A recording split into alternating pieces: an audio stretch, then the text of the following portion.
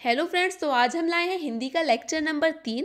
इससे पहले हम 2 वीडियोस को अपलोड कर चुके हैं, जिसमें हमने पहली वीडियो को सिलेबस नोट कराया है, जैसा हमें किसी भी सब्जेक्ट को स्टार्ट करने से पहले करना चाहिए। हमने सारा सिलेबस नोट कराया है कि हमें क्या पढ़ना है, कब पढ़ना है और कैसे पढ़ना है। और साथ ही साथ जो हिंदी साहित्य है उससे जो क्वेश्चंस बनते हैं उनसे रिलेटेड बहुत से पॉइंट्स को रखा है, जहाँ से क्वेश्चंस बनते हैं, जैसे पहला इतिहास कब लिखा गया हिंदी का पहला इतिहास किसने लिखा, किस भाषा में लिखा गया। इस तरह के तमाम क्वेश्चंस हैं जो हमने उस वीडियो में कवर किए हैं। तो अगर आप ये वीडियो पहली बार देख रहे हैं और चैनल पे नए हैं तो पहले चैनल को सब्सक्राइब कीजिएगा, ताकि हमारी डेली क्लासेस की अपडेट्स आपको मिलती रहे और पहली क्लास से स्टार्ट कीजिएगा, बाद में ये वीडियो देखिएगा। और हम बात करेंगे दूसरी वीडियो की, तो उसमें हमने जो हिंदी साहित्य का इतिहास है उसके काल विभाजन और नामकरण को देखा है कि किस विद्वान ने क्या नाम दिया है कौन से काल को, ये देखा, और कितने भागों में बांटा है किसने, ये सब देखा था। तो हमने देखा था कि जो आचार्य रामचंद्र शुक्ल हैं उन्होंने हिंदी साहित्य के इतिहास को 4 भागों में बांटा था, जिसमें पहला था आदिकाल। और आज हम विस्तृत रूप से आदिकाल की चर्चा करेंगे। हम आदिकाल के विभिन्न ग्रंथों को देखेंगे, इससे रिलेटेड जो क्वेश्चंस बनते हैं उन सबको देखेंगे। तो आप वीडियो को बिना स्किप किए ध्यान से पूरा देखिएगा, क्योंकि अगर आप कोई भी कॉम्पिटिटिव एग्जाम की तैयारी करने जा रहे हैं तो आपके लिए ये क्लासेस बहुत हेल्पफुल होंगी, क्योंकि इसमें हम सारा सिलेबस कराएंगे जो किसी भी कॉम्पिटिटिव एग्जाम के लिए इनफ होता है, उतना सब कराएंगे, ठीक है। तो अगर हम बात करें, सबसे पहले हमें ये जानना होगा कि जो आचार्य रामचंद्र शुक्ल हैं उन्होंने इसे आदिकाल नाम नहीं दिया था। हम बता चुके हैं कि आदिकाल नाम किसके अनुसार दिया गया है, तो ये दिया गया है हजारी प्रसाद द्विवेदी के अनुसार, और यही नाम सर्वमान्य है। इसका समय दिया था रामचंद्र शुक्ल ने 1050 विक्रमी संवत से 1375 विक्रमी संवत तक। यहाँ पर ईसवी नहीं है, विक्रमी संवत है ये, ठीक है। हम लिखना थोड़ा भूल गए हैं, तो ये विक्रमी संवत में दिया गया है। अगर आप ईसवी निकालना चाहते हैं तो सिंपल सा मेथड है, आप जो विक्रमी संवत दी हुई है इसमें से 57 को माइनस कर दीजिए, ईसवी निकल कर आ जाएगी। तो जो आचार्य रामचंद्र शुक्ल हैं उनके अनुसार ये जो आदिकाल का प्रारंभ होता है ये मंजू तथा भोज के समय से होता है। अब आप सोच रहे होंगे कि ये मंजू और भोज कौन है, तो ये जो मंजू और भोज हैं ये एक शासक थे और ये साथ ही साथ एक साहित्यकार भी थे। अब हम क्या करेंगे, ये जो आदिकाल है हम इसे 3 भागों में बांट के पढ़ेंगे। ऐसा किसी के द्वारा विभाजन नहीं किया गया है, सिर्फ ये हम अपनी सुविधा के लिए कर रहे हैं, ताकि हम इजीली कर सकें, इसे कैटेगराइज करके अच्छे से पढ़ सकें। तो सबसे पहले हम देखेंगे रासो साहित्य को, फिर देखेंगे धार्मिक साहित्य को, और फिर देखेंगे अन्य रचनाएं तथा रचनाकार को जो रासो साहित्य से रिलेटेड हैं। तो जो रासो साहित्य की बात करें तो रासो साहित्य में कौन से ग्रंथ आते हैं, तो रासो साहित्य के अंतर्गत उस साहित्य को रखा गया है जो वीरता प्रधान होता है, जिसमें वीर रस की प्रधानता होती है। और इस तरह के जो कवि होते हैं जो वीर रस प्रधान काव्य की रचना करते हैं उन्हें क्या कहा जाता है, उन्हें चारण कवि कहा जाता है। हमने लास्ट वीडियो में बताया था आपको कि चारण काल, जॉर्ज गियर्सन ने इसे चारण काल नाम दिया है आदिकाल को, और किस बेस पे दिया है, तो ये इसी बेस पे दिया है क्योंकि उस टाइम चारण कवियों की अधिक चारण कवि जो थे वो अधिक पाए जाते थे, क्योंकि राज दरबार में रहते थे, वो अपने राजा महाराजाओं की वीरता का गान करते थे, इसलिए उन्हें चारण कवि कहा गया और इसलिए उस काल को उन्होंने चारण काल नाम दिया। अब अगर हम रासो साहित्य को देखें तो सबसे पहले इसमें हम देखेंगे पृथ्वीराज रासो को। अगर हम बात करें पृथ्वीराज रासो की, तो इसके जो कवि हैं यानी कि जिन्होंने लिखा है वो है चंद्रबरदाई। कहीं कहीं आपको लिखा मिलता है कि चंद्रबरदाई जो थे इन्होंने इसे अधूरा छोड़ दिया था और ये अपने बेटे जलहड़ को सौंपकर चले गए थे। इसके जो नायक हैं वो है पृथ्वीराज चौहान, नायिका है संयोगिता, और अगर प्रश्न आता है कि किस रस का वर्णन है तो श्रृंगार तथा वीर रस का वर्णन है। अब क्वेश्चन आता है कि ये जो पृथ्वीराज रासो है इसका विभाजन कितने समय में किया गया है, तो सबसे पहले आप जानकर चलिए ये समय क्या है। अगर आप कोई बुक लेते हैं तो आपने देखा होगा कि वो चैप्टर वाइज होती है कि कभी 10 चैप्टर, 20 चैप्टर, 30 चैप्टर अलग अलग होता है। तो इसी तरह जो पहले ग्रंथ लिखे जाते थे उन्हें विभिन्न भागों में किया जाता था। तो ये जो पृथ्वीराज रासो है इसे समय में विभाजित किया गया है, और ये इसमें टोटल कितने समय है, तो इसमें टोटल समय है 69। इसमें वर्णन किस बात का है, तो जो पृथ्वीराज चौहान थे इनकी और मोहम्मद गौरी के बीच जो तराइन का युद्ध हुआ था, तो उसमें जो द्वितीय युद्ध हुआ था उसमें पृथ्वीराज चौहान पराजित हुए थे और उन्हें बंदी बना लिया गया था। तो उसी का वर्णन किया गया है इसमें तराइन के युद्ध का। इसके बाद क्या हुआ था, जब उन्हें बंदी बना लिया था तो ये जो चंद्रबरदाई थे ये इनके पास चले गए थे अपने पुत्र जलहड़ को सौंप कर। ये रचना, आगे बढ़ते हैं हम। एक और पॉइंट इससे रिलेटेड बहुत इंपॉर्टेंट है, अब देख के चलिए। जो पृथ्वीराज रासो है इसे हिंदी साहित्य का पहला महाकाव्य कहा गया है। तो अगर क्वेश्चन आता है कि हिंदी साहित्य का पहला महाकाव्य कौन सा है तो वो है पृथ्वीराज रासो। लेकिन ध्यान रखिएगा, कंफ्यूज नहीं होना है। अगर आपसे पूछा जाता है कि खड़ी बोली का प्रथम महाकाव्य कौन सा है तो वो है प्रिय प्रवास, जिसके राइटर हैं हरिऔध। तो थोड़ा सा माइनर डिफरेंस है, बिल्कुल कंफ्यूज नहीं होना है। अगर आता है हिंदी का पहला महाकाव्य कौन सा है तो वो है पृथ्वीराज रासो, और अगर पूछा जाता है कि खड़ी बोली का पहला महाकाव्य कौन सा है तो वो है प्रिय प्रवास, जिसके राइटर कौन है, हरिऔध। अब हम देखेंगे परमाल रासो को। परमाल रासो अगर आपने नहीं सुना होगा तो आल्हा खंड जरूर सुना होगा। आल्हा खंड को, जो परमाल रासो है इसे ही आल्हा खंड के नाम से जाना जाता है। बात करें अगर हम इसके कवि की तो इसको लिखा है जगनिक ने। इसके जो नायक हैं वो हैं आल्हा और उदल, ये दो बहादुर लोग थे। इन्हीं की वीरता का वर्णन किया गया है आल्हा खंड में। ये वीर रस प्रधान काव्य है। और एक क्वेश्चन आता है कि सर्वाधिक लोकप्रिय रासो ग्रंथ कौन सा है। तो जो सर्वाधिक लोकप्रिय रासो ग्रंथ है वो परमाल रासो है। ध्यान रखिएगा, पहला महाकाव्य है जो हिंदी का वो है पृथ्वीराज रासो, और जो सर्वाधिक लोकप्रिय रासो ग्रंथ है वो है परमाल रासो। इसके बाद हम देखेंगे बीसल देव रासो को।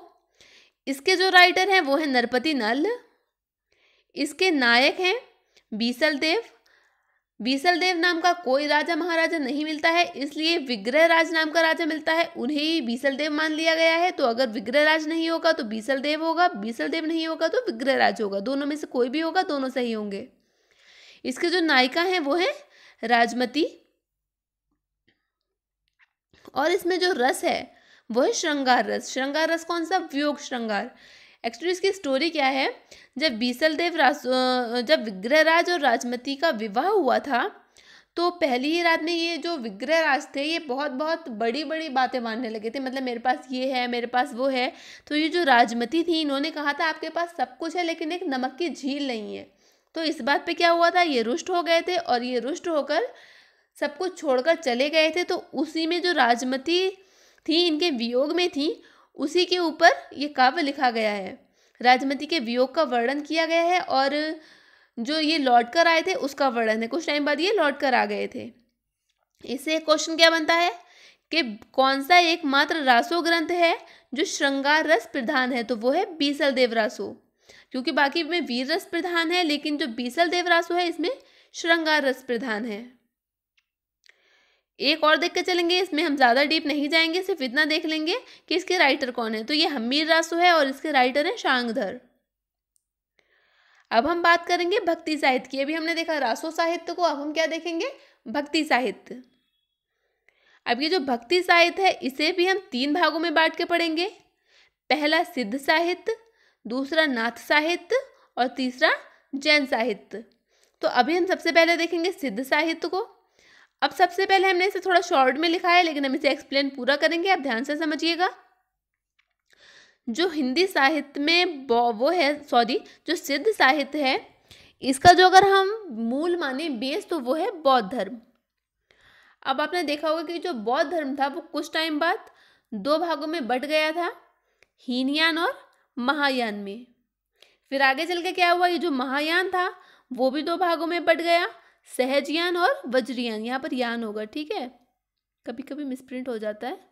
तो यहाँ पर सहजयान होगा और वज्रयान। तो ये जो सिद्ध थे ये वज्रयान से संबंधित थे। तो अगर इनका मूल माना जाए तो बौद्ध धर्म था, लेकिन अगर क्वेश्चन आता है कि किससे संबंधित थे तो ये वज्रयान से संबंधित थे। जो महायान था उसका एक भाग था वज्रयान, उससे सिद्ध संबंधित थे। लेकिन एक क्वेश्चन बनता है, आपने देखा होगा कि जो सिद्ध थे इनके टाइम में क्या हुआ था, बौद्ध धर्म पूरी तरह से एक तरीके से नष्ट हो गया था। इसमें सिर्फ नाम का धर्म रह गया था, क्योंकि इसमें मांस, मदिरा का सेवन, जादू टोना, झाड़ फूंक इस सब का समावेश हो चुका था। तो ये जो क्या था, सिर्फ नाम मात्र का धर्म रह गया था। क्वेश्चन बनता है कि ये जो सिद्ध साहित्य था इसके प्रमुख कवि कौन कौन से थे, सारे नाम याद रखिएगा। सरहपा, शबरपा, लुईपा, डोम्बिपा और कड़हपा। आपने देखा होगा कि ये जितने भी नोट करा होगा, जितने भी सिद्ध कवि हैं, इनके सबके लास्ट में पा लगा हुआ है। तो ये क्यों है? तो पा का मतलब क्या होता है? पाद, और पाद से क्या है? चरण। ये चरण का पर्यायवाची है। तो ये जो थे सिद्ध कवि, ये अपने नाम के आगे पा उपाधि लगाते थे। ठीक है, ध्यान रखिएगा, ये पा एक उपाधि है जो सब लोग यूज करते थे। अब हम देखेंगे सरहपा को सबसे पहले। तो जो सरहपा थे, इनके दो नाम और प्रचलित हैं, सरोज वज्र और राहुल भद्र। ध्यान रखिएगा, सरहपा के दूसरे नाम क्या हैं? सरोज वज्र और राहुल भद्र। एक क्वेश्चन और बनता है कि हिंदी का प्रथम कवि किसे माना जाता है? तो ये भी सरहपा को माना जाता है। बहुत इंपॉर्टेंट क्वेश्चन है, ध्यान रखिएगा। इनका जो काल है वो कब से है समय? तो वो है 769 ईस्वी से, 769 ईस्वी से। इन्हें हिंदी के पहले कवि कहा जाते हैं और पहला आदि कवि भी कहा जाता है। ध्यान रखिएगा, अगर पूछा जाता है कि पहले महाकवि कौन थे, तो वो थे चंद्रबरदाई। हमने 2-3 पॉइंट्स ऐसे ध्यान आपको बताए हैं जो ध्यान रखना बहुत ज़रूरी है। एक तो क्या, सबसे पहला महाकाव्य कौन सा है? हिंदी भाषा का है पृथ्वीराज रासो, और खड़ी बोली का है प्रिय प्रवास। पहले कवि कौन है? तो वो है सरहपा। और अगर बात करें पहले महाकवि कौन है, तो वो है चंद्रबरदाई। अब हम देखेंगे ये जो सरहपा है, इनकी रचना। तो इनकी जो रचना है वो है दोहा कोश। ये एक स्वतंत्र दोहों का संगठन है, मतलब कोई भी व्यवस्थित तरीके से नहीं है, इसलिए इन्हें इनकी पहली रचना नहीं। तो अगर हम बात करें कि पहली रचना कौन सी है, पहले कवि कौन है, तो वो है सरहपा। लेकिन अगर हम देखें कि पहली रचना कौन सी है, तो पहली हिंदी की रचना, इनकी रचना दोहा कोश न मानकर देवसेन की श्रावकाचार मानी जाती है। किसकी? देवसेन की रचना का नाम अगर हम देखें तो क्या है? श्रावकाचार। ध्यान रखिएगा, इसे हिंदी की पहली रचना माना जाता है। और पहला कवि किसे माना जाता है? तो माना जाता है सरहपा को। अगर हम शबरबा के बारे में देखें तो इससे ज़्यादा क्वेश्चन नहीं बनते हैं, सिर्फ इनकी रचना देख लीजिए। इनकी रचना है चर्यापद। एक क्वेश्चन और ध्यान रखिएगा कि अगर पूछा जाता है कि ये जो सिद्ध थे, इनमें प्रमुख कवि कौन थे जो सबसे ज़्यादा चर्चित रहे, तो वो थे लुईपा। लुईपा सबसे ज़्यादा चर्चित सिद्ध थे। तो ये रहा आज का हमारा वीडियो। इसमें हमने क्या क्या देखा? हमने राष्ट्र साहित्य को देखा और सिद्ध कवियों को देखा। अब अगली वीडियो में हम देखेंगे जो नाथ साहित्य है और जैन साहित्य, इसको, और साथ ही साथ इसी से रिलेट करके आगे बढ़ेंगे। कोई भी टॉपिक मिस नहीं किया जाएगा। आप भी कोई क्लास मिस नहीं कीजिएगा, अपने नोट्स तैयार कीजिएगा, अच्छे से पढ़िएगा। आपकी हिंदी बहुत स्ट्रांग हो जाएगी, क्योंकि सिर्फ हिंदी ही एक ऐसा सब्जेक्ट है जिसमें आप 100% मार्क्स गेन कर सकते हैं। तो इसलिए इसे बिल्कुल भी अवॉइड मत कीजिएगा, ध्यान से पढ़िएगा। तो चलिए मिलते हैं अगली वीडियो में। अगर अभी तक आपने हमारे चैनल को सब्सक्राइब नहीं किया है तो पहले इसको सब्सक्राइब कर दीजिए और बेल आइकन को प्रेस कर दीजिए, जिससे हमारी डेली करंट अफेयर्स की अपडेट्स और डेली की क्लासेस की अपडेट्स आपको मिलती रहे। तो चलिए मिलते हैं अगली वीडियो में, तब तक के लिए बाय एंड थैंक यू।